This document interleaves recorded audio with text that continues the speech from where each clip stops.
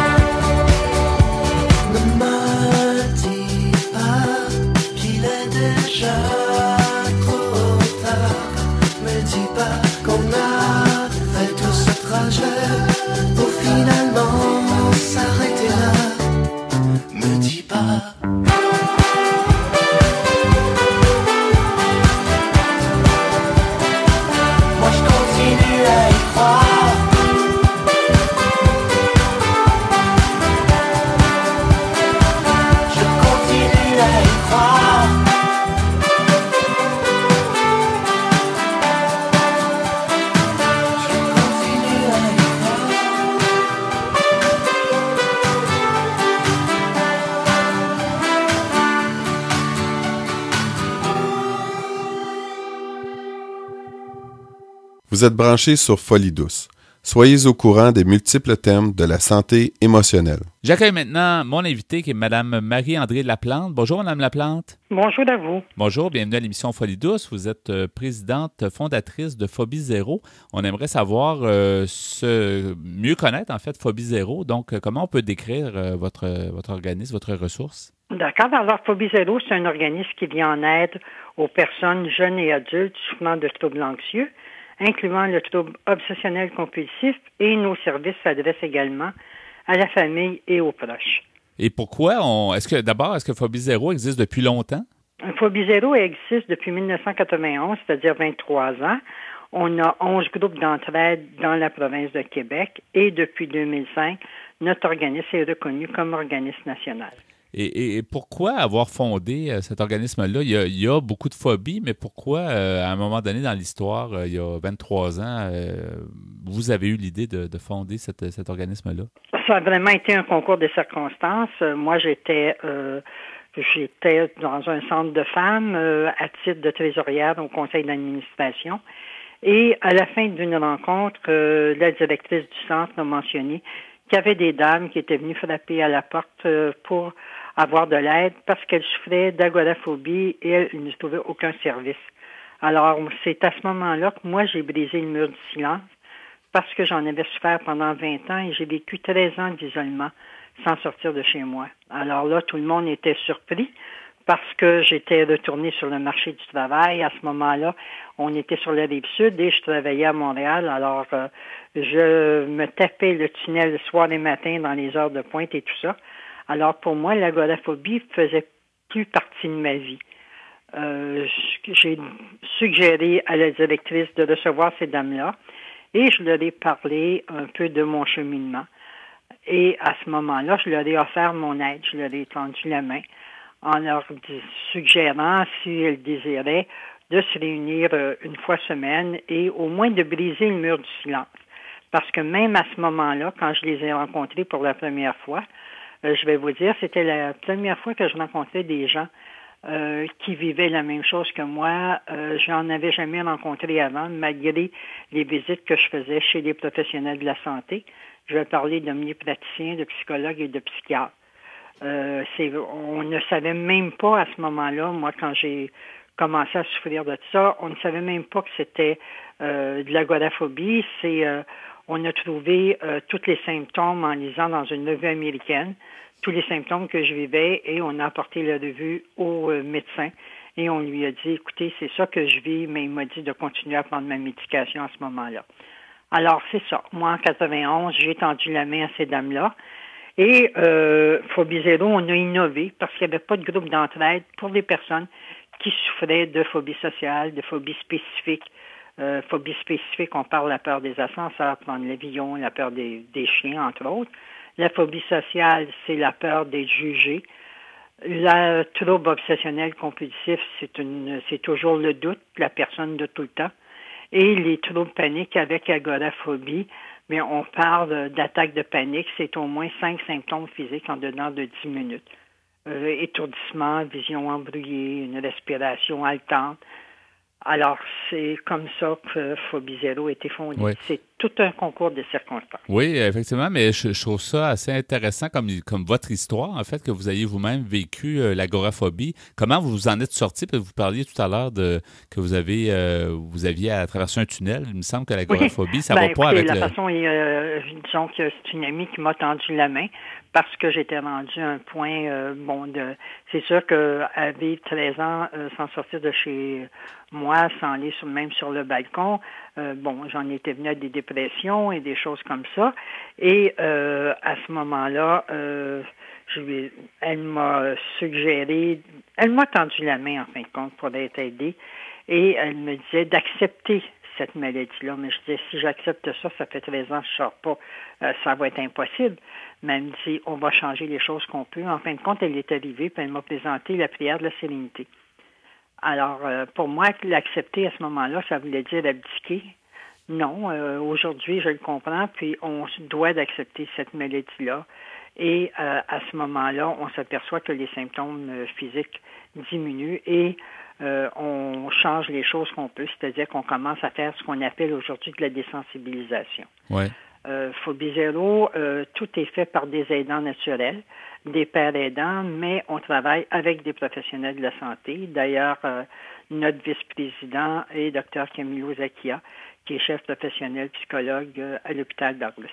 Est-ce que le gros en fait, si on veut se rétablir ou si on veut avoir une vie relativement normale, on peut dire, quand on est atteint d'une différente phobie, est-ce que c'est beaucoup de pouvoir en parler puis de, justement, vous parliez de pères aidants, donc des gens qui ont déjà vécu ça, qui sont capables de nous écouter, de ne pas nous juger, de nous comprendre? Est-ce que ça, Exactement, d'être accueilli, tout ça, sur ce côté-là. Mais l'important, c'est de démystifier cette maladie-là, la comprendre et venir à la maîtriser. Apprendre à se connaître, parce que souvent, on est des personnes secrètes. Très souvent, il nous est difficile de briser ce mur du silence-là.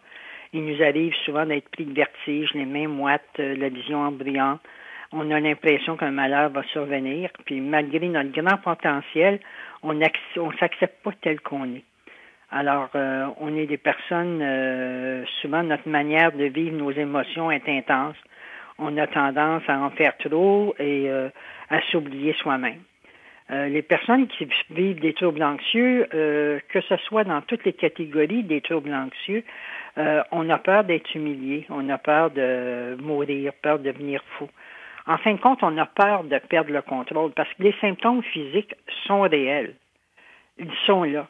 Alors, très souvent, c'est les symptômes qui mènent notre vie et une peur, c'est sain.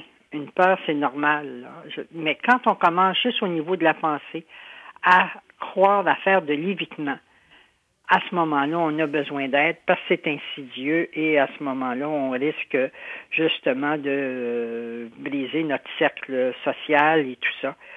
Et c'est de la souffrance énorme. comment on peut, Madame Laplante, comment on peut être certain, par exemple, que ce qu'on souffre quand quelqu'un a des problématiques, que c'est pas justement physique, que c'est pas une condition physique, une maladie physique, que c'est bien une phobie. Est-ce qu'il y a une façon d'arriver à un diagnostic? C'est peut-être pas évident de mettre le doigt sur le bon diagnostic.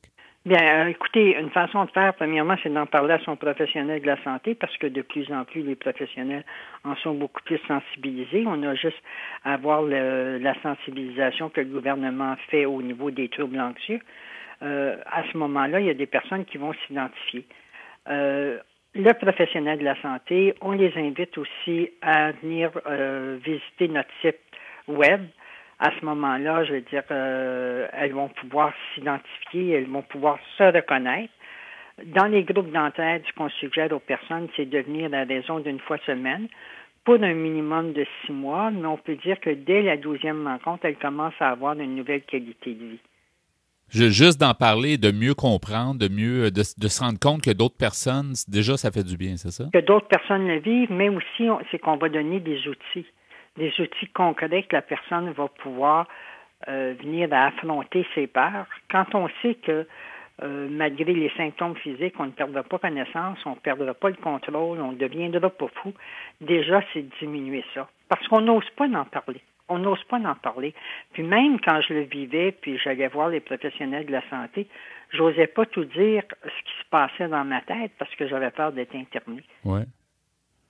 C'est ça qui est dramatique un peu parce qu'on a peur de ne pas être compris. Puis c'est pour ça que peut-être ça aide pas à se guérir. Ben, c'est jugé, hein. Ouais. Une petite bête mange pas une grosse bête. Voyons donc, il n'y a rien là. Ouais. Notre entourage voit le potentiel qu'on a. Ouais. Notre entourage voit les qualités qu'on a, mais nous, on s'accepte pas tel qu'on est. Ouais. Alors, je peux vous dire qu'en bout de ligne, la plus grande peur que j'ai eue avec le cheminement que j'ai fait, c'était la peur d'être moi-même. Longtemps, j'ai été ce que les autres voulaient que je sois. Ouais. Donc, c'est de mieux se connaître. Mais quelles seraient les grandes phobies qu'on connaît au jour d'aujourd'hui? La plupart des phobies ou qui sont, disons, qu'on pourrait nommer? Très souvent, on peut parler dans des phobies spécifiques, on va parler de claustrophobie, la peur d'être pris dans des endroits clos, des choses comme ça. Au niveau des phobies sociales, avec très souvent les gens qui sont même sur le marché du travail n'iront pas manger avec des confrères, des consoeurs, la crainte d'être jugés. Aussi, n'oublions pas que dans tout ça, il y a des inconforts physiques qu'on vit là. Hein. Faut quand même pas oublier ça. Les attaques de panique, on parle de symptômes physiques très sévères, on parle de palpitations, on parle de vertige, on parle de mains moites, on parle d'une respiration qui va être haletante. Tous ces symptômes-là sont réels et on a de la difficulté à croire, surtout dans les premières fois que ça nous arrive, on a de la difficulté à croire quand même que le professionnel de la santé nous fait passer tous les tests, qui nous dit qu'on est en excellente santé, on est porté à dire, écoutez, vous avez manqué des cours, là. Ouais. Parce que moi, là, quand j'ai des palpitations, là, je suis sûr que je suis en train de faire une crise cardiaque et c'est très onéreux au niveau du gouvernement parce que très souvent, on se met en urgence en pensant justement au test que faites-moi passer un électrocardiogramme, je suis positif que je suis en train de faire une crise de cœur et des choses comme ça. Mais vous avez raison, effectivement, c'est coûteux et si on pouvait prévenir et mieux connaître, ça pourrait aider le système de santé à éviter définitivement. Ça. Puis nous, vous savez, on a une ligne d'écoute du lundi au vendredi de 9h à 21h qui est au 514-276-3105 et sans frais parce qu'on a des groupes d'entraide à Québec et à l'extérieur qui est le 1-866-922-002. En plus de ça, je pense aux personnes qui ont des phobies sociales. Notre site web, on a un forum. Alors, puis tout est confidentiel chez nous. Alors, oui, on peut venir à briser ce mur du silence-là. Savoir qu'on n'est pas seul, c'est déjà, moi je dis 25% de gagner, là, à savoir qu'on n'est pas seul. Madame Laplante, savez-vous combien de gens souffrent de phobie au Québec?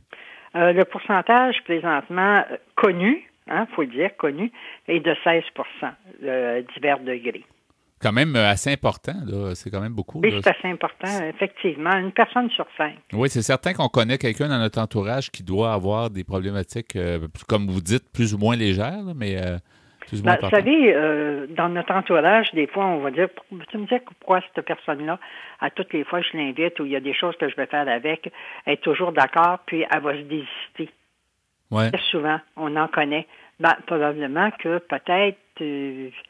que c'est de l'évitement qu'elle fait. Puis la personne, elle est sincère, là, quand, je sais pas, moi, si on dit, mettons, on va aller luncher ensemble et tout ça, la personne, elle est sincère, puis elle veut y aller. Mais quand arrive le moment, elle est prise de ses peurs. Elle est prise de ses peurs. Vous savez, moi, là, quand je vivais mes attaques de panique et tout ça, quand je vivais, en fin de compte, mon agoraphobie, il y a une expression qui dit paralysée par les peurs. Ma chaise roulante, elle est intérieure, vous ne la voyez pas. Quand quelqu'un est en chaise roulante, vous ne lui demandez pas de se lever puis de marcher. C'est la même chose pour la personne qui est paralysée par ses peurs. Oui. C'est de l'accueillir, de la guider, mais aussi de la respecter, de ne pas la juger. Et c'est ça qui est important. Très important. Pas la juger et, je vais vous dire, elle va venir à être capable de vivre une vie qui va être libre de peur et désolée. Oui. En terminant, Mme Laplante, j'aimerais que vous rementionniez les coordonnées, le site web et puis les numéros de téléphone. C'est très important. Les gens qui se reconnaissent et qui aimeraient avoir plus d'infos peuvent à ce moment-là en avoir avec les coordonnées. Pouvez-vous nous donner d'abord le site web et rappeler les numéros? Pour le site web, c'est Phobie0, PHOBIES, ZERO.qc.ca. Au niveau de la ligne d'écoute du lundi au vendredi de 9h à 21h, 514-276-3105. Sans frais, c'est le 1-866-922-0002.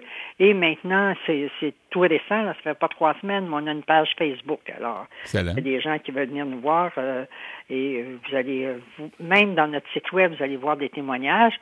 Et Patrice Cocro est notre porte-parole. Alors, vous allez voir dans Facebook puis dans le site Internet un témoignage parce que lui-même a souffert d'angoisse. Merci beaucoup, Mme Laplante, Marie-André Laplante, donc présidente fondatrice de Phobie0. Merci beaucoup d'avoir été avec nous à Folie Douce.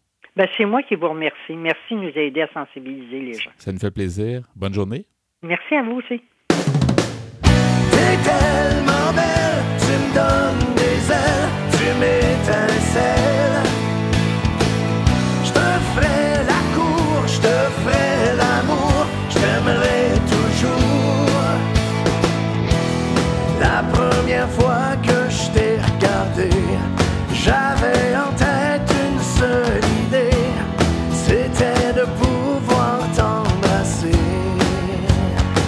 Oh, oh, oh, je te laisserai prendre toutes les couvertes au milieu de la nuit.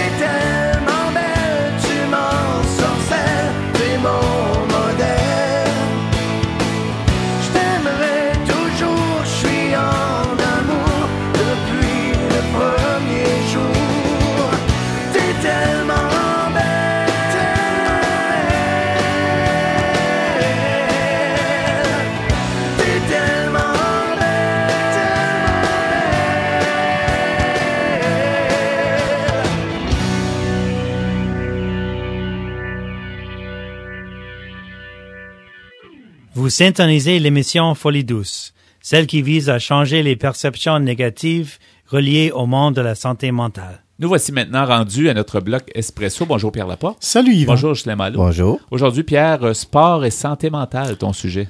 Oui, on sait que le sport, c'est bon pour la santé du corps. Oui. On va donner notre 110 oui. On se doute aussi que c'est bon pour la santé pour la santé de l'esprit. On s'en doute, mais j'ai quand même découvert sur Internet quelques articles intéressants. Il y a des gens, des experts en santé mentale qui se sont penchés sur la question. Alors, je vais vous lire rapidement quelques extraits d'articles que j'ai trouvés. Par exemple, un article qui vient du site Kinou Québec. En fait, c'est un condensé de plusieurs ouvrages. On dit que l'effet qu'a la pratique d'activité physique sur l'anxiété s'avère le plus marquant, et ce, peu importe la nature de l'exercice. Les effets les plus positifs sont notés lorsque les personnes adhèrent à des programmes d'activité physique pendant plusieurs mois. Des effets positifs sur la dépression ont aussi été observés, mais de façon moins évidente. En réalité, il a été démontré que l'exercice devient un traitement efficace chez les personnes qui souffrent de maladies émotionnelles plutôt légères. D'autres études, bien que les preuves sur lesquelles elles s'appuient soient limitées, laissent entendre que les activités d'endurance comme la marche, tu en fais beaucoup de marche, toi, Ghislain. Oui. Tu uses tes bottines. Oui, j'en ai changé beaucoup. C'est une grande vadrouille, ça. C'est pour ça que tu es toujours de bonne humeur, peut-être. Je sais pas, là. D'autres exercices d'endurance comme le jogging et le cyclisme sont les plus efficaces. Comme pour l'anxiété, les effets les plus positifs sont observés chez les personnes qui pratiquent régulièrement des activités physiques. Je veux juste poser une question. Si quelqu'un s'adonne à la lutte professionnelle dans les sous-sols puis tu te fais de lancer un peu partout, c'est-tu bon pour sa santé mentale? Je vais y arriver tantôt. Parce que là, tu parles d'activités d'élite. Là. Oui, intense. Plus intense. Alors, il semble que lorsqu'on a recours à l'activité physique dans le traitement de pathologies comme la dépression ou l'anxiété, il est important de considérer le plaisir et la satisfaction ressentie lors de l'activité physique. Faut pas faire un sport qu'on déteste, puis que c'est pas naturel avec toi. Oui. Il semble que plus le plaisir associé à l'activité physique est grand, meilleurs seront les bénéfices sur le bien-être psychologique. Par contre, le rôle que l'exercice peut jouer est davantage préventif que curatif, et notre compréhension du phénomène de réponse au stress demeure incomplète. Par ailleurs, le lien entre l'humeur et les pratiques d'activité physique demeure subjectif. Il a été démontré que les personnes physiquement actives ont tendance à signaler une amélioration sur le plan de l'humeur. Enfin, il semble que l'exercice pourrait diminuer les douleurs associées au syndrome prémenstruel. D'après les quelques études réalisées jusqu'à présent, les femmes sédentaires ou peu actives physiquement n'ont connu aucune amélioration de leurs symptômes, tandis que les femmes actives physiquement ont signalé moins de symptômes. Et fait intéressant, celles qui s'entraînent de façon très intensive à des niveaux de compétition, un peu comme tu parlais tantôt, n'ont pas démontré une diminution de leurs symptômes. C'est intéressant. Ce qui dénote qu'un entraînement vigoureux peut avoir même un effet néfaste sur le fonctionnement de l'organisme à cet égard. Oui, parce qu'il faut dire, les sports d'élite, c'est pas toujours la santé. C'est dur pour le corps. Là. Ouais, c'est quand ceux qui pratiquent à l'élite. On recherche la victoire. Oui, parce qu'il y a des blessures, il y a des sports qui sont durs. Puis, on peut tomber dans le surentraînement. Oui, ça aussi. Un sport modéré, comme tu disais tantôt, je pense que c'est une bonne formule. Alors, bien que les preuves ne soient pas toujours catégoriques, les études récentes nous permettent d'énoncer que l'activité physique pratiquée de façon régulière et continue, c'est bon pour le moral. Il y avait une chanson là-dessus. Oui, la compagnie Clara. Ça veut dire que les ligues de garage de hockey peuvent prévenir la dépression. Exactement. Mais apparemment, il y a une drogue naturelle, d'ailleurs. Oui, je vais y arriver. Quand tu fais de l'exercice intense pendant assez longtemps, pas juste de la marche, c'est-à-dire ton corps devient extrêmement relax à un certain point. Et je vais y arriver. Oui, il y a des choses qui se passent au niveau du cerveau. Maintenant, je passe à un autre article par Mme Delphine Chaillet. C'est sur le site Le Figaro. Elle dit, grâce au sport, ils ont surmonté un deuil, une blessure physique ou un chagrin d'amour et en ont fait une force. Avant de devenir un joueur international de rugby, Christophe Dominici, un Français, était un jeune homme plein de colère et de culpabilité, brisé par la mort de sa grande sœur. Il raconte aujourd'hui avoir trouvé un refuge dans son équipe. Philippe Croison, amputé des bras et des jambes après un accident, a puisé le courage de vivre dans un projet fou, traverser la Manche à la nage. Imaginez, est devenu paralytique après un accident de voiture à l'âge de 6 ans, Benoît Pinton a lui regagné ses capacités physiques et intellectuelles au prix d'un effort permanent. En 2011, il a participé parmi les valides au triathlon, ce qui est le plus difficile du monde. Tous les 3 témoignent de ce que le sport est un moyen de se reconstruire. Et le docteur Philippe Bouhour, j'espère bien prononcer, qui est psychiatre français, a dit « Ce qui est vrai pour les sportifs de haut niveau l'est pour tout un chacun. Si les bénéfices du sport sur la santé physique sont aujourd'hui scientifiquement bien établis, son impact sur la santé mentale a été cependant moins étudié. » Le mini-pot, par exemple, ça considère pas un sport. Ça. Je dirais, c'est peut-être plus un jeu, mais au moins tu es debout et tu te fais aller un petit peu. Oui. Et il y a le docteur Pierre Lavaux, qui est psychiatre français, a dit « L'activité physique joue un rôle préventif en limitant le risque de maladies mentales, mais elle améliore aussi les symptômes après l'apparition de la pathologie et réduit le risque de rechute. En favorisant la vascularisation du cerveau, le sport accentue en outre le développement cérébral de l'enfant et réduit le déclin cognitif à partir d'un certain âge. Tous les disciples entraînant une dépense d'énergie jouent ce rôle protecteur, notamment l'endurance. Je parlais tantôt de la course, de la nage. Le gain thérapeutique est optimal en cas de pratique d'une activité d'intensité modérée, 30 minutes par jour, 5 fois semaine. Donc, c'est suffisant. Merci. On va poursuivre d'ailleurs plus tard à l'émission avec le même sujet, sport et santé mentale. Donc, demeurez des nôtres.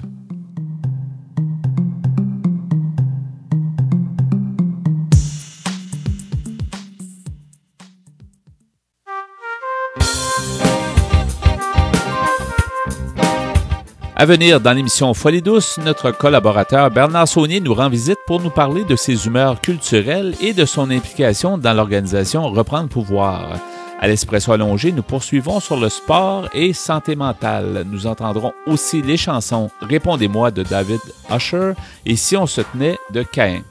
Vous souhaitez réagir au propos de l'émission, vous désirez participer à Folie douce, vous avez des suggestions, écrivez-nous par courriel à l'adresse foliedouce@antenne.qc.ca ou téléphonez-nous au 514-990-9604. Vous écoutez Folie douce, l'émission hebdomadaire qui démystifie les problématiques de santé mentale depuis plus de 20 ans. De retour au micro dans quelques instants.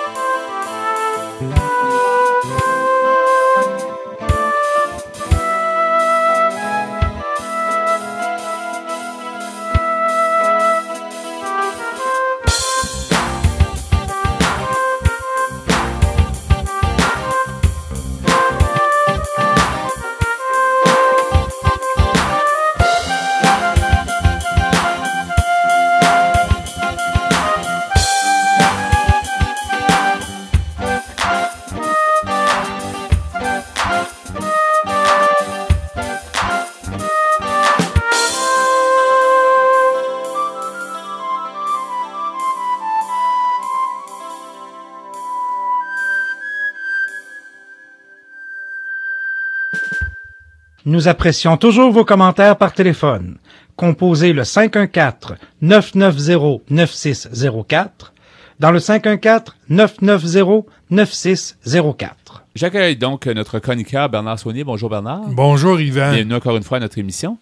Alors, on va parler de différentes choses. Tu es toujours impliqué dans le domaine, ce qui gravite autour de la santé mentale, oui, en fait, à plusieurs niveaux. Toujours en santé mentale. J'ai mon groupe d'entraide qui s'appelle Reprendre pouvoir. Je suis impliqué dans des comités à l'Institut. Je voyage aussi avec ça. C'est bien aussi pour ça. Et tu continues toujours à bloguer aussi. Et il y a mon blog qui est toujours là. Depuis plusieurs années. Et tu fais toujours, c'est une certaine façon c'est une présence, en fait, web que tu as depuis déjà un bon bout de temps. C'est les humeurs culturelles. Oui, les humeurs culturelles qui sont sur le site de l'Institut. Les gens peuvent aller voir à l'Institut universitaire de santé mentale de Montréal. Puis ils vont voir là, à droite, d'habitude, on voit mon visage avec les textes. Puis je me suis engagé à produire des textes qui un peu essayent de déstigmatiser ce qui est la maladie. La maladie. Dans mon cas, c'est la schizophrénie. Ouais. L'autre fois, je parlais à quelqu'un, je dis c'est pas winner, de se présenter comme schizophrène. C'est sûr que c'est pas winner, mais si je le fais pas, qui c'est qui va le faire? Puis, mais comment tu le fais quand tu te présentes? Tu dis, parce que tu peux pas dire je m'appelle Bernard Saunier, schizophrène. C'est pas l'étiquette. Je souffre de schizophrénie. Ouais. Mais. Contrôlé, évidemment. Oui, c'est ça. Puis, c'est juste de dire. Je le dis pour pas que. Tu mets ça, dans le fond, tu mets le monde à l'aise tout de suite. Il n'y aura pas de malaise. C'est ça, il n'y a pas de malaise. Puis, c'est pas dans le drame, là, comme souvent. Ouais. C'est pour ça que je le dis, parce que ce que je fais, c'est pas dans le drame. Là. Est-ce que les gens te disent, par exemple, ah oui, schizophrénie, puis ils te posent des questions pour approfondir? Il y en a que c'est drôle. Une fois, j'ai rencontré un de mes cousins comme ça, pour on parlait. Ça faisait en fait, c'est le fils d'un de mes cousins. Puis on parlait de maladie mentale, puis de ça. Puis là, je disais, moi, regarde, je souffre de schizophrénie. Et là, il dit, ça paraît pas. Ouais. Comme si ça devrait paraître, là. Et c'est ce qu'on a souvent dit, la santé mentale, ça paraît pas, c'est pas écrit dans le front. C'est pas écrit dans le front. À part si la personne est en crise, mais normalement, ça paraît pas, là. C'est ça. Donc, puis le site Internet, il est là pour ça. Il est là pour montrer que quelqu'un qui souffre de maladie mentale, peut avoir des idées, peut développer des thèmes, peut faire une espèce de recherche culturelle. Moi, j'essaye de me brancher sur la culture, que ce soit le cinéma, les romans, le théâtre, la peinture, les voyages, tout ça.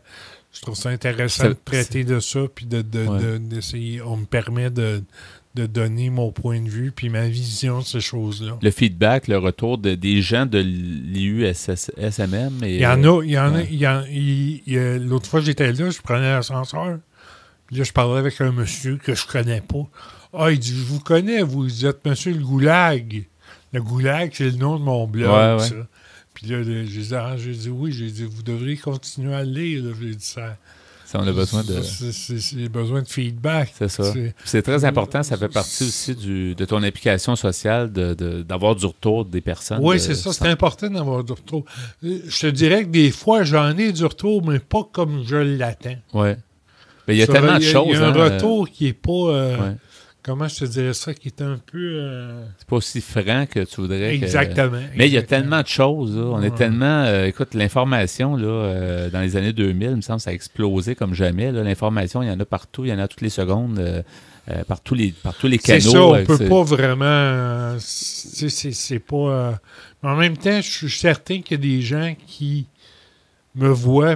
Il y a des gens, souvent, ça arrive des fois, les gens me voient. Mais il semble que j'ai déjà vu quelque part. Oui, c'est ça. C'est ça, le message passe, ça veut pas dire que si on n'a pas de feedback, c'est bon. C'est ça que ça veut dire aussi. Là. Il faut toujours s'attendre, on a toujours l'impression qu'il faut s'attendre à avoir du feedback, mais des fois, tu sèmes un grain quelque part, puis ça fait son petit bout de chemin. Ça marche. Ça marche. Et justement, les humeurs culturelles, j'ai amené un texte que j'ai écrit à partir de mon voyage à Londres pendant une semaine. Ça n'a pas été très long, mais c'est une belle ville, c'est une ville à découvrir. Puis je voulais vous en lire un extrait pour peut-être vous donner le goût de lire au complet aller sur le site et de lire autre chose. De lire autre chose à ma façon à moi. Oui. Je pense que j'ai une façon d'écrire que j'essaye d'être original dans ça. Oui, on aimerait ça t'entendre. Donc, je vais vous lire ça. London City. Je suis au quai d'embarquement à l'aéroport Pierre-Éliott Trudeau. Et passer la douane sans problème. Il y a des jeunes filles fatiguées qui rient nerveusement. Aujourd'hui, j'ai pas mangé et là, je veux pas dépenser. I'm going to London. envoyer quelques courriels. J'ai le siège 30H au bord de l'allée. J'espère que je les entendrai pas pendant tout le vol. Qu'est-ce qu'elles font, ces enfants? Elles vont pas à l'école? J'aime bien regarder les avions décoller. Il y a plein de véhicules sur le tarmac. J'ai collé mon nom et mon adresse courriel sur mon bagage de soute. Je suis dans Hyde Park. Sur mon ticket d'avion pour Londres, c'était inscrit voyageur assidu. L'hôtel est pas mal chic. C'est tout juste s'ils ne mangent pas les croissants. À la douane, on m'a dit « Stay here » quand j'ai raconté mon histoire de conférencier et on m'a laissé passer. Ils savent recevoir, me prennent pas pour un plouc. Ça a beau être des Anglais, j'entends des Québécois. C'est sûrement ma schizophrénie. 16h33. J'attends mes collègues. Mes courriers électroniques ne fonctionnent pas. Une bouteille de coke diète de 200 ml. J'ai toujours ces souvenirs du temps où je couchais dans les hôtels par peur. Je souffrais. Maintenant, les hôtels, j'aime bien. Je m'y cache plus. Les édifices du centre-ville sont pour plusieurs en rénovation. Je me trouve bête d'attendre comme ça dans la chambre. Demain matin, j'ai droit au full English breakfast. Restons humbles dans le programme du Congrès que il ne parle pas de moi. La bouffe sur le vol d'Air Canada était délicieuse. Du bœuf avec des pâtes, excellent. À mon arrivée, je suis pas coupé des réseaux sociaux. Facebook fonctionne bien. Denise, la directrice, et le docteur sont arrivés on se rejoint dans le lobby à 7 heures. J'ai pas envie d'être méchant. De retour de souper, on s'est promené en regardant les voitures de luxe dans Londres. Ça ressemble à ça. Oui, ça t'a permis... on rappelle que c'est un voyage que tu as fait quand même J'ai assisté c'est un colloque de santé mentale. En 2014. En 2014, à l'automne. Automne 2014. Puis j'ai pas lu ça, mais j'avais... notre intervention tournait autour de comment l'Institut allait se diriger vers la communauté. Oui. Sortir de l'Institut de ses murs, puis d'aller vers les gens. Oui. Pour que les gens n'aient pas trop à... Pour pas les sortir de leur univers, finalement. T'sais. Oui. Ce texte-là, on peut le retrouver sur Humeur culturelle, ainsi que tous les autres qui sont toujours présents. Tous les autres, il y en a plusieurs. Là, je peux pas vous les nommer. Il y en a sur Paris. Il y en a un sur Paris. Oui. Il y en a sur Milan. Il y en a sur... J'aimerais que Bernard, si tu veux, on a quelques minutes, j'aimerais ça que tu me parles de Reprendre pouvoir. Ça fait que dans même plusieurs années, c'est un cheminement. Oui, Reprendre pouvoir, on a eu la chance par l'Institut de créer ce groupe-là. On a suivi une formation sur l'entraide. Puis à partir de ça, on a décidé de se réunir ensemble. Puis l'Institut l'Institut prône la pleine citoyenneté. Et la pleine citoyenneté, ça passe par l'engagement citoyen dans que ce soit dans un organisme. Puis cet engagement-là, nous autres, on le fait. Moi, en tout cas, je le fais à l'Institut. Quand on me demande de parler, comme là, bientôt, je devrais parler au colloque interétablissement, ce que j'ai déjà fait. Oui. Puis je parle justement de la pleine citoyenneté. Oui. Mais Reprendre pouvoir, c'est un groupe qui a été mis sur pied par des personnes, personnes. Oui, par des personnes. Mais on a eu l'aide de l'Avancée qui est des groupes vocationnels, je ne sais pas trop comment. Oui. Puis pour démarrer. Pour démarrer, puis après, on roule sur notre bon vouloir. Là. On échange, on s'implique quand ils ont besoin de quelqu'un pour un comité à un institut. Ils appellent la responsable. Puis du groupe Reprendre pouvoir. Du groupe Reprendre pouvoir. Puis là, à partir de là, on choisit quelqu'un qui est le plus... Par exemple, s'ils ont besoin de quelqu'un qui a subi les contentions. Moi, j'ai pas subi les contentions. Je connais pas ça, je peux pas en parler. Mais un autre qui les a eus, peut en parler mieux que moi. Ouais. Ou je sais pas si t'as passé bien du temps d'urgence, puis ils ont besoin d'un groupe ils ont besoin dans un groupe que quelqu'un aille dire son opinion sur l'urgence.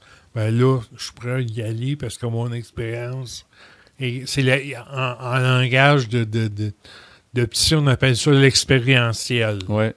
Et l'Institut universitaire se tourne beaucoup vers ça, intègre beaucoup ça dans ses pratiques. Oui, c'est important, je pense, pour eux autres d'impliquer ça parce que ça donne un autre ton, ça donne une autre valeur à ce qu'ils font. C'est ce qu'on m'a dit, en tout cas. Ça donne de la valeur à leurs interventions et à leur philosophie. Ça améliore les services à long terme aussi. Les services aussi. Oui. Peux-tu rappeler, Bernard, toutes les coordonnées où on peut te trouver, t'écouter? Le plus simple, c'est vous tapez dans Google, vous tapez IUSMM, Institut universitaire de santé mentale de Montréal. Et là, vous allez tomber sur la page de l'Institut. Vous allez tomber aussi sur... vous allez voir dans une page qui s'appelle Humeur culturelle. Là, vous allez retrouver mes textes. Il y a aussi mon blog qui est sur le site www.legoulag.blogspot.com. Là, c'est des textes un peu plus libres, je dirais. Je fais ça plus éclaté. Oui. Il y a toujours le vieux site H aussi qui existe, les vieux textes d'il y a 20 ans presque. Là, ça prend de l'âge. On peut comprendre l'évolution. C'est ça. C'est quelqu'un que ça intéresse de lire aussi. Oui. Puis, c'est pas mal tout. Merci beaucoup, Bernard, de ta présence. Ça m'a fait plaisir. Vous êtes bien gentil de m'inviter. Oui, ça nous fait toujours plaisir. Tu es un habitué. Alors, tu es comme en résidence dans notre émission. Merci beaucoup. Merci à toi. À la prochaine. Merci, bye bye. Répondez-moi, répondez-moi. Y a-t-il quelqu'un quelque part? Tous mes signaux dans l'espace reviennent au point de départ. J'ai fait le tour de la Terre, filé à 100 000 à l'heure. J'ai cru voir un éclair, mais les lumières sans lueur. Répondez-moi, répondez-moi, donnez-moi un peu d'espoir avant la fin de notre histoire. Ensemble une journée et pour l'éternité, nos souvenirs défilent de la fin au départ. Je sais que nous sommes prisonniers, nos souvenirs défilent de la fin au départ. Répondez à ma prière, car tous les dieux ont pris feu. Je les ai tous vus s'en aller, sans même regarder derrière. Les rues qui nous ont portés, tous ceux qu'on a aimés, se sont envolés en poussière. Alléluia, alléluia, ébloui par le soleil, entre la nuit et le réveil. Ensemble une journée, et pour l'éternité, nos souvenirs défilent de la fin au départ. Je sais que nous sommes prisonniers, nos souvenirs défilent de la fin au départ. Ébloui par le soleil,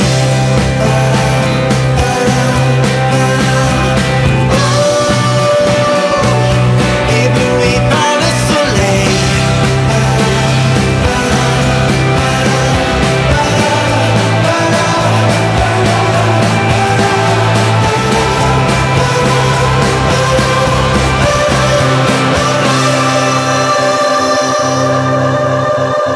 Répondez-moi, répondez-moi, y a-t-il quelqu'un quelque part?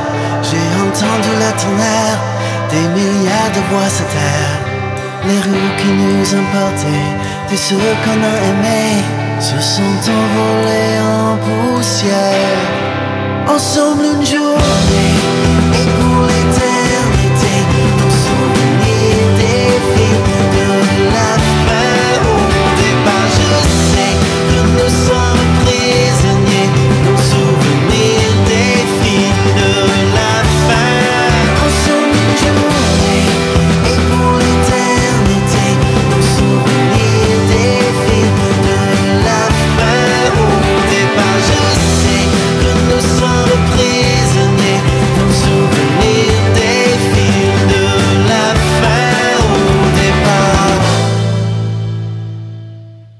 Folie douce est disponible pour écoute sur YouTube.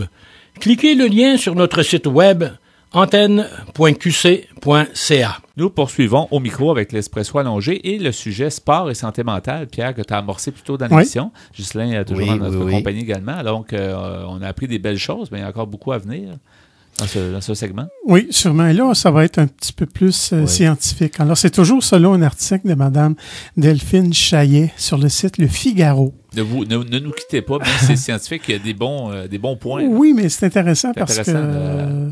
à comprendre. Oui, on sait les pourquoi les comment du pourquoi du comment. Souvent, oui, c'est bon, mais là, on en a la preuve. Oui, parce que elle nous dit l'explication est en partie physiologique. On parle du sport. Alors, elle nous dit le sport augmenterait l'activité des neurotransmetteurs dans des zones cérébrales contrôlant les émotions et impliquées dans la survenue des maladies mentales.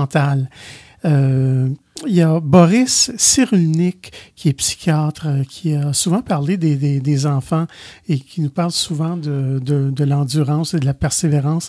Il dit, lorsqu'on entraîne son corps, on stimule son cerveau. On en a aujourd'hui la preuve grâce à la neuroimagerie. Et ce monsieur Cyrulnik est psychiatre. Oui.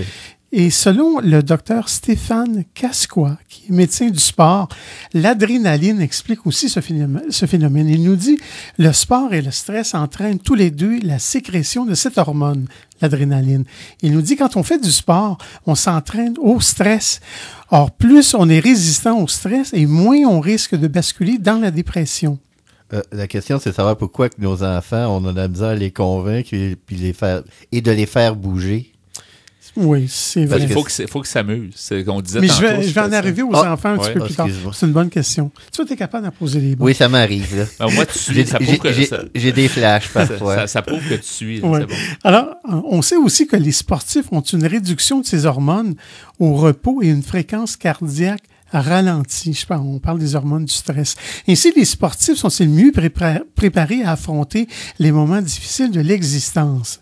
Le sport apprend à endurer sa souffrance pour atteindre un but, à apprivoiser l'échec et à maîtriser ses émotions négatives. C'est un entraînement irremplaçable, témoigne un ancien handballeur de haut niveau. Cela m'a beaucoup servi après mon accident de moto. Je n'ai pas le nom du handballeur, mais maintenant, le sport de haut niveau chez les handicapés, on parle pas ici de santé mentale nécessairement, mais de paralympiques. Les Paralympiques. Les 4200 athlètes qui ont participé au 14e Jeux paralympiques du 29 août au 9 septembre à Londres sont unanimes. Ça, c'est j'ai dit en 2012. En 2012 ouais. Donc, il y a bien un avant et un après Londres 2012 pour ce qu'on appelle parfois le handisport. L'événement imaginé en 1948 par le docteur Guttman, qui est un neurochirurgien britannique, a connu un engouement populaire sans précédent avec plus de 2,7 millions de spectateurs. Ces Jeux paralympiques ont signé le grand retour du sport adapté et des déficients intellectuels en athlétisme, en natation et en tennis de table pour un succès salué par Sir Sebastian Coe, qui est patron des Jeux olympiques en 2012. Et il a dit plus de 70% des gens voient le handisport, ou les Jeux paralympiques, si tu veux, d'abord comme du sport de haut niveau maintenant. Une reconnaissance méritée pour des sportifs handicapés mentaux, physiques ou visuels. Et les enfants, tu parlais des enfants tantôt, oui. Ghislain, les enfants qui cessent de faire des sports organisés entre l'âge de 8 et 10 ans ont plus de risques de développer des problèmes de santé mentale, selon une récente étude australienne. Des chercheurs de l'université de Wollongong, là, je ne sais pas si je prononce bien. Wollongong, c'est une petite ville d'une région australienne. D'accord, Wollongong. Excuse-moi. Merci. Non, tu l'as jamais visité, mais tu sais c'est où. Oui. Alors, les chercheurs de cette université ont suivi plus de 4000 enfants âgés entre 8 et 10 ans. Leurs parents fournissaient périodiquement des informations sur leur participation à des sports organisés comme du soccer, du basketball, du handball, etc. et certains aspects de leur santé mentale. Et l'auteur principal de cette étude, Stuart Vella, qui est psychologue sportif, a dit « Nous avons été surpris de constater à quel point l'abandon de sport organisé par les enfants a un impact majeur sur leur santé mentale.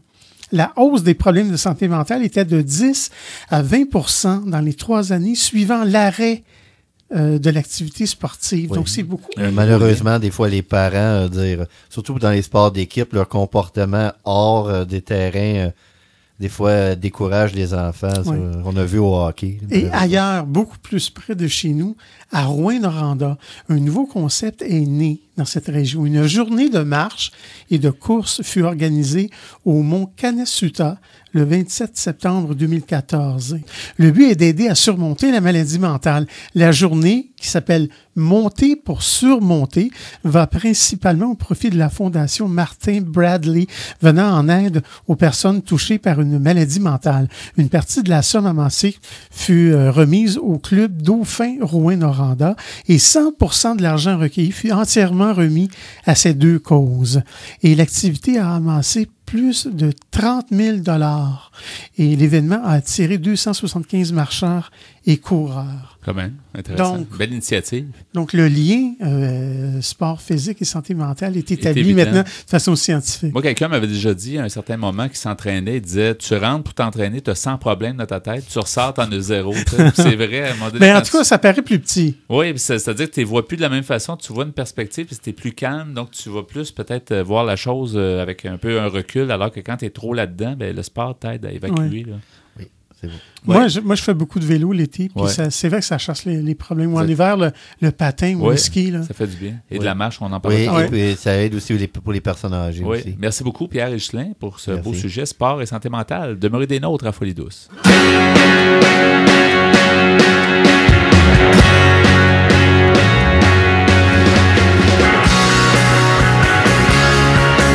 Qu'on soit jeune, qu'on ait le cœur pauvre ou vieux, la tête chauffe, qu'on rêve de coupe Stanley ou juste de macramé, qu'on se lave à l'eau chaude ou quand le ciel nous arrose, qu'on soit riche comme Crésus ou pauvre comme Job, peu importe, on vit du même bord de la porte. On condamne les yeux fermés en criant liberté, prend trop au sérieux ou des fois pas assez. On juge, on jalouse, on adule, on épouse, on court après sa queue ou on vit devant sa télé. On enregistre une vie à jouer. Si on se met au lieu de se marcher sa tête, si on souriait au lieu de se jouer les arbates.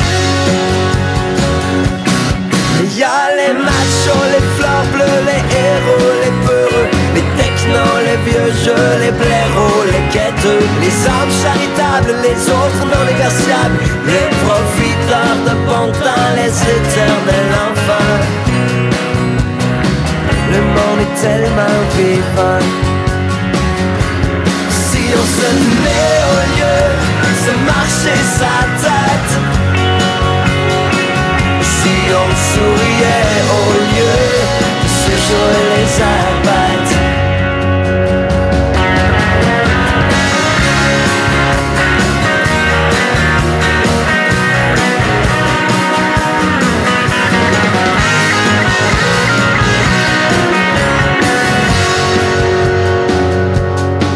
Le temps passe et nous dépasse, on vieillit, on s'ennuie.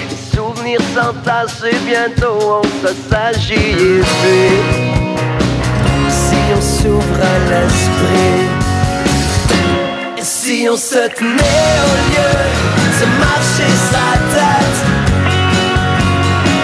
si on souriait au lieu de se jouer les arbates, si on se tenait au lieu de se marcher sa tête, si on souriait au lieu de se jouer les arbates.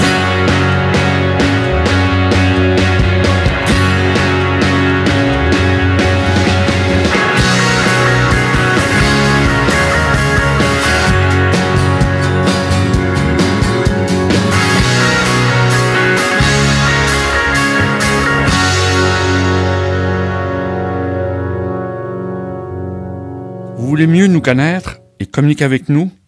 Visitez notre site internet au www.ensemblefm.com. antenne.qc.ca, antenne.qc.ca. En terminant cette émission de Folie douce, donc la nomenclature des chansons, Ghislain Malo, on a écouté en tout début d'émission Ne me dis pas. De Dumas. Oui, on a pu entendre également T'es tellement belle. Le Noir Silence. Dans la deuxième moitié de l'émission, Répondez-moi. De David Usher. Et à l'instant, Si on se tenait. De Cain. Et voilà, donc c'était le menu musical pour cette semaine de Folie douce. Je tiens à remercier notre invité en début d'émission, qui est Marie-André Laplante de Phobie Zéro. Tu veux d'ailleurs rappeler les coordonnées? Le site internet, c'est le www.phobie-0.qc.ca.